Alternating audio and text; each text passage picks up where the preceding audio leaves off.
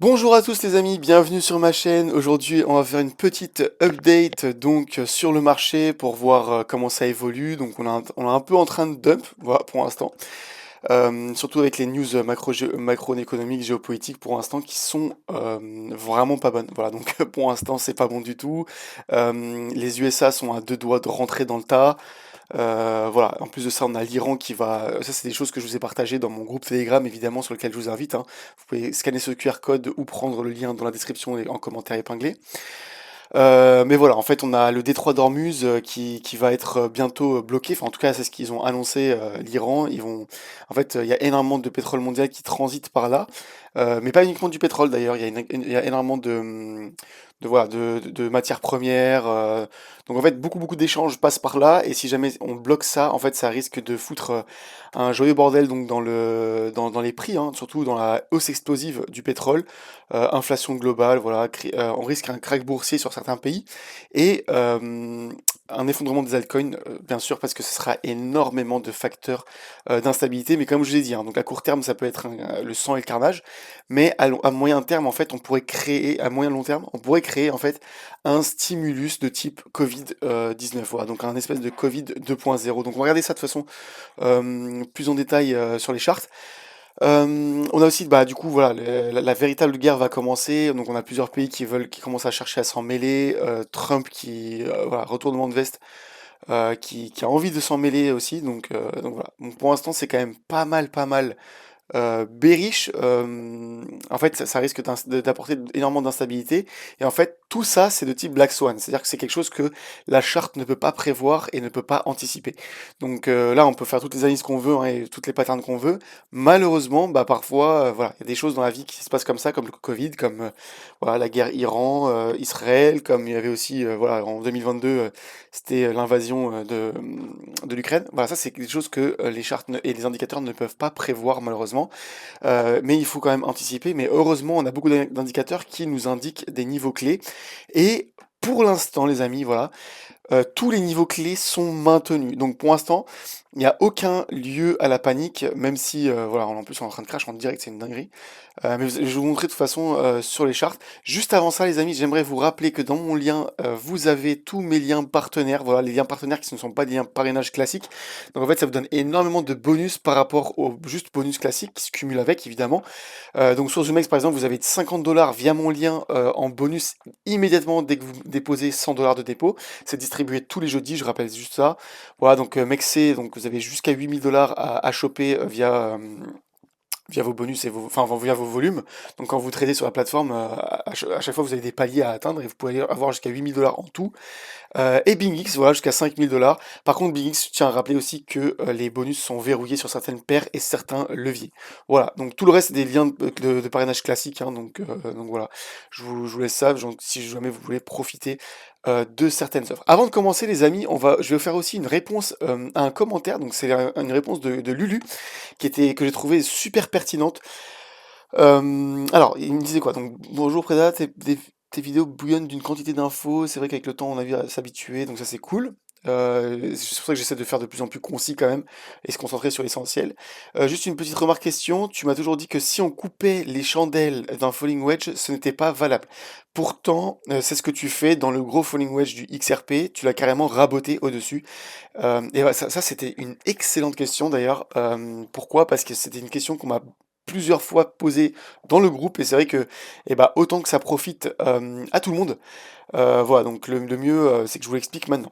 Alors, merci à toi en tout cas Lulu, on va regarder ça tout de suite. Alors déjà, pour comprendre ça, il faut comprendre comment est-ce que se forme une structure, ok? Donc une structure, par exemple un falling wedge, vous aurez un falling wedge comme ça, ok? Il nous faut deux points, donc un point en haut, un point en bas, un deuxième point en haut, un deuxième point en bas, et là la structure elle est formée. Là c'est bon, la structure est valide. Ok, donc là vous avez donc le point haut ici, le deuxième point haut, le point bas, le deuxième point bas.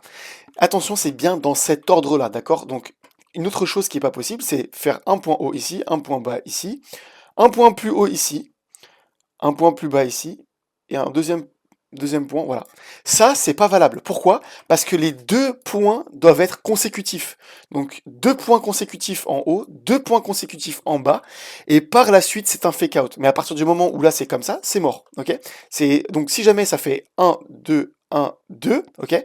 Et là, ça dépasse, et ben ça s'appelle juste un fake out, voilà, tout simplement. Mais la structure est valable, parce qu'il faut deux points consécutifs en haut, deux points consécutifs en bas.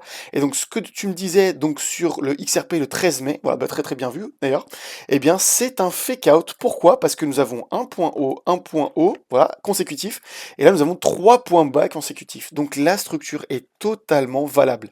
Le fait est que, en fait, si jamais tu prenais pas les deux points consécutifs là, tu pourrais te faire dire tout et n'importe quoi à la charte. Limite là, tu pourrais tracer, tu sais quoi? Tu pourrais tracer un broadening wedge, voilà. Tu pourrais te dire, voilà, ça c'est un broadening wedge. Et voilà, en fait, enfin, voilà, les structures, elles ne se construisent que par deux points en haut, deux points en bas confirmés. Et là, la structure est valable. Voilà, tout simplement. J'espère que c'était clair. En tout cas, c'était concis. Mais c'est comme ça. Et à partir des deux points, ça s'appelle un fake out. Voilà, tout simplement. À partir de maintenant, voilà, vous saurez en fait, à force de suivre mes vidéos, les gars, vous saurez vraiment construire des patterns vous-même sur vos charts. Et ce sera beaucoup plus utile pour vous. Pourquoi? Parce que moi, je regarde qu'en daily, etc. Mais quand je trade en 1 heure, je trade en machin. Et là, en fait, vous pourrez examiner et voir de vous-même les patterns. Et après, vous pourrez lancer des trades très court terme grâce à ça. Et vous verrez que c'est super pertinent. Voilà, donc voilà pour Lulu. Alors, les niveaux, les amis, pour l'instant, tout est maintenu. Voilà, donc pour l'instant, pas de panique. Ne cédez pas à la panique. Pourquoi? Parce que regardez, on commence par le CPR. Le CPR, pour l'instant, est totalement maintenu. Là où ça sera vraiment compliqué, c'est si en daily, nous cassons en dessous et nous clôturons en dessous. Et je dirais même plus que c'est en weekly en réalité. Mais ouais, si jamais, parce que en fait, là, le CPR, il est en weekly, même s'il est affiché en daily. Mais en fait, voilà, si jamais on clôture en dessous de ça, et ben on sera amené à aller beaucoup plus bas et potentiellement aller chercher le S1 qui se trouve au 94 000. D'ailleurs, ça n'invaliderait pas du tout cette pattern-là, qui est un falling broadening wedge, et vous voyez bien en fait que on pourrait très bien faire ça, et après ça invaliderait pas la pattern, et après on reviendrait chercher, et après voilà. On pourrait avoir une extension de la pattern avant d'aller rechercher des niveaux beaucoup plus hauts. Voilà, donc pour l'instant, pas de panique tant qu'on n'a pas cassé en dessous des 102 000 $. Donc là, cette pattern-là est toujours maintenue. Un autre niveau clé aussi, ce sera le haut du Mickey Ribbon en daily, qui se situe environ aux 97 000 $, hein, donc qui correspond au plus haut ici, là. Donc ça, en fait, ça permettrait de combler cet énorme fair value gap juste ici.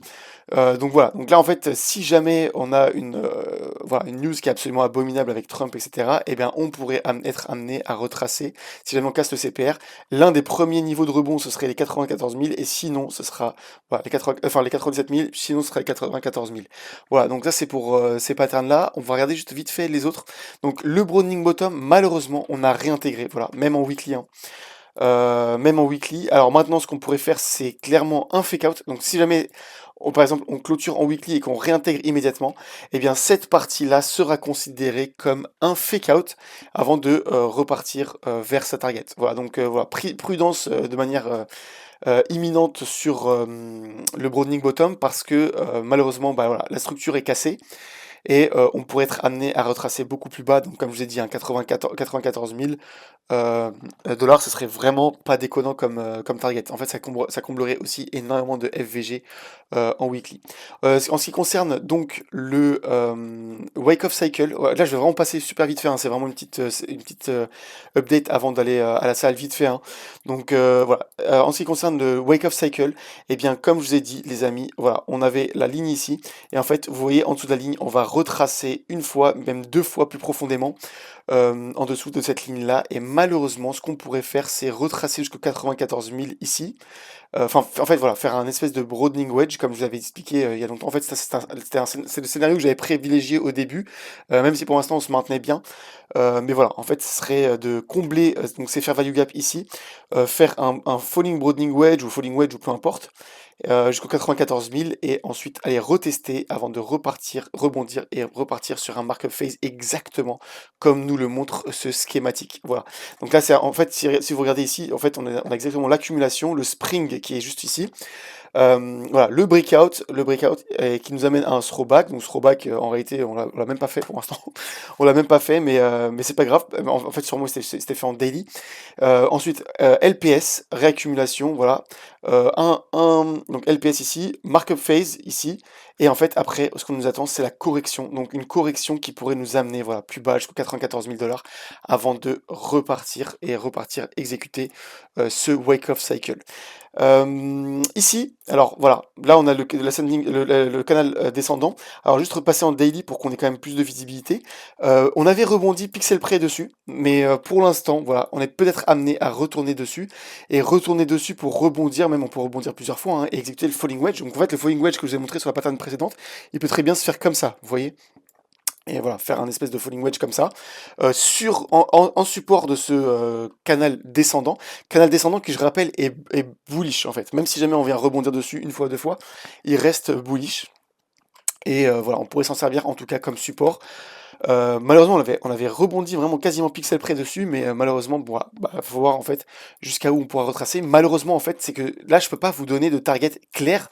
Pourquoi? Parce que si jamais, bah voilà, on a la guerre avec l'Iran, le pétrole qui flambe, etc., ça risque d'être un joyeux carnage. Et j'essaie juste d'évaluer les niveaux clés à racheter si jamais on dump clairement. Voilà. Donc au niveau de du canal ascendant, donc en fait, c'est le triangle ascendant. Voilà, vous voyez. Hein, donc clairement des patterns extrêmement bullish, eh bien vous voyez que notre support se trouverait, voilà, si jamais par exemple on descend comme ça, eh bien là ça nous correspondrait aux 94 000 dollars, donc ça serait un peu un niveau clé. Après si on descend en one shot, évidemment ce sera les 90 000 dollars, 90 000 dollars qui serait même pas déconnant, je vais vous dire pourquoi, parce qu'on a un CME gap qui nous attend ici aussi depuis très longtemps. Un CME gap que moi je pensais qu'on allait chercher dans 6 mois, malheureusement, on pourrait être amené à aller le chercher prématurément. Pourquoi? Parce que voilà, bah en fait, on est en scénario de Black Swan. En scénario de Black Swan, les gars, on ne sait pas. C'est quoi? C'est BTC USD? Oh là là, je sais plus c'est quoi le CME Gap. CME, ah il est là. Voilà, le CME Gap, il est juste là, les amis, et vous voyez qu'il est aux 91 000 dollars ce gap-là, et il est extrêmement dangereux. D'ailleurs, je suis en train d'identifier une pattern. Alors, je sais pas si elle est également présente. Euh, Est-ce qu'elle est également présente voilà. On a un symmetrical triangle en formation. Alors, je sais pas s'il est présent, non, il est beaucoup moins présent là. Mais sur le CME, il y est. Alors, attention, les amis, hein, voilà. Donc, on pourrait avoir un retracement beaucoup, beaucoup plus profond en fonction des news. Mais voilà, cette ligne-là nous fera office de support. Elle nous a fait office de support en weekly, même en monthly, en fait, depuis le début du bull run. Hein. Vous voyez, ça commence ici en réalité. Je pourrais voilà, mettre le premier point ici. Et voilà, on pourrait avoir un retracement jusqu'aux 89 000 dollars, enfin 91 000 dollars dans un scénario le plus catastrophe possible. Alors ici, pour l'instant, bah, on a cassé voilà, en daily sur ce canal-là. Malheureusement, c'est un canal ascendant et un canal ascendant, c'est bearish. Alors j'espérais que on se serve là comme support et qu'on reparte vers des targets à la hausse comme le 125 000 dollars, hein, qui sont les targets du falling wedge. Malheureusement, on l'a cassé à la baisse maintenant, ce qui pourrait nous ramener à un retracement plus profond. Donc par exemple, je sais pas, les 94 000 ou les 90 000 dollars dans le scénario le plus catastrophe avant de repartir aller chercher les targets. Voilà, donc pour l'instant, prudence parce que cette pattern-là, on l'a cassé. Mais en tout cas, sur les patterns majeurs, nous n'avons rien cassé pour le moment. Sur l'ETH, pareil, on n'a pas cassé de niveau clé pour l'instant, juste voir le CPR, voilà, le CPR, on l'a même pas encore entamé. Donc vous voyez que pour l'instant, ce symmetrical triangle pour l'instant nous fait office de support. Le CPR nous fait aussi office de support. Je veux voir aussi, voilà, bah, ce canal-là, donc en fait ce ribbon, le ribbon du haut, du coup, donc, comme je vous ai montré, voilà, le ribbon du haut, il est là. Eh bien, il nous fait office de support également. Eh bien, lorsque l'on aura cassé les 2400 jusqu'aux 2200, voilà, donc si jamais on casse les 2200 par exemple, enfin même en daily, si on clôture en dessous de cette pattern weekly, même si c'est une pattern weekly, ça risque quand même d'être la sauce sur ETH, donc prudence maximale sur ETH pour l'instant. Mais en tout cas, si jamais vous voulez faire du long terme, que ce soit en spot ou sur une position long terme, ici c'est un énormément beau prix d'entrée sur votre long terme. Moi par exemple, j'ai rechargé ici. J'ai rechargé ici et bien sûr j'ai énormément d'ordres qui sont calés jusqu'à les 0,618, donc le 0,618 de la zone de rechargement de long terme à 2100 $. Voilà. Donc c'est ce que j'ai fait pour ETH, mais je passe vraiment vite fait dessus. Et sur XRP, bah pour l'instant, voilà, le niveau clé qu'on avait identifié en weekly, regardez bien en weekly, hein. Donc voilà, support, support, résistance ici, support et support. Voilà, donc ce canal-là fait clairement office de support majeur. Et pour l'instant, il est maintenu, mais c'est vrai que si jamais on clôture dimanche en dessous, par contre, de 2,08, alors là, les gars, c'est la sauce. Et malheureusement, c'est la porte ouverte à un beaucoup plus gros retracement qui pourrait aller jusqu'au 1,60. D'ailleurs, on avait identifié ensemble dans mon groupe, les gars, en daily, voilà, un énorme épaule, tête, épaule. Voilà, donc épaule, tête et épaule. Voilà, donc qui pourrait s'exécuter si jamais on casse en dessous, les amis. Alors là, c'est la porte ouverte au short et on pourra avoir une target assez dégueulasse d'ailleurs. Euh, voilà, jusqu'au 1,64, donc exactement en fait la zone de rechargement, enfin le 0,118 de Fibonacci. Donc 0,618 de Fibonacci, je vous rappelle juste que c'est ce bloc-là. Voilà, donc ce bloc-là, en fait, fait office de zone de rechargement institutionnel. Voilà, donc et vous voyez bien, en fait, que c'est exactement le même target, ce épaule, tête, épaule. Voilà, donc malheureusement, ça risque d'être un peu la sauce dans les prochains jours si jamais on casse les 2,07 et qu'on clôture en dessous. En tout cas, quoi qu'il en soit, j'achète énormément d'XRP tous les jours, hein. J'ai acheté 1000 XRP, malheureusement, au plus haut, là, voilà, le plus haut, à 2,31. Juste là sur ce pic ici. Mais bon, de toute façon, c'est de l'accumulation de long terme et tout ce qui se trouve en dessous ou alors à l'intérieur de ce falling wedge, c'est cadeau à long terme, surtout à moyen terme, long terme. Voilà. Donc en septembre, on risque d'avoir d'énormément de belles surprises parce qu'il y a énormément de demandes d'ETF qui sont en attente sur XRP à cette période-là. Voilà, je m'arrête ici, les amis. C'était vraiment un update super rapide parce que là, il faut que je fonce à la salle.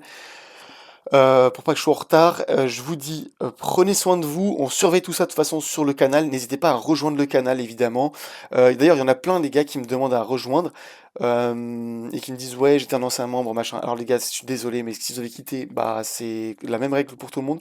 Tout le groupe a unanimement, voté, pour que le groupe soit fermé. Je le laisse ouvert à une seule condition, voilà, donc c'est 50 l'entrée. Voilà, moi ça me permet de payer par exemple mes IA pour mes miniatures, etc. Ça permet de soutenir la chaîne. Mais en tout cas, voilà, ça nous permet aussi surtout de rester en petit comité. C'est ce que mon groupe a souhaité depuis le début. Et voilà, je respecte totalement leur volonté et c'est totalement normal parce que j'ai pas envie qu'on se retrouve à 10 000 personnes et on puisse même plus s'entendre.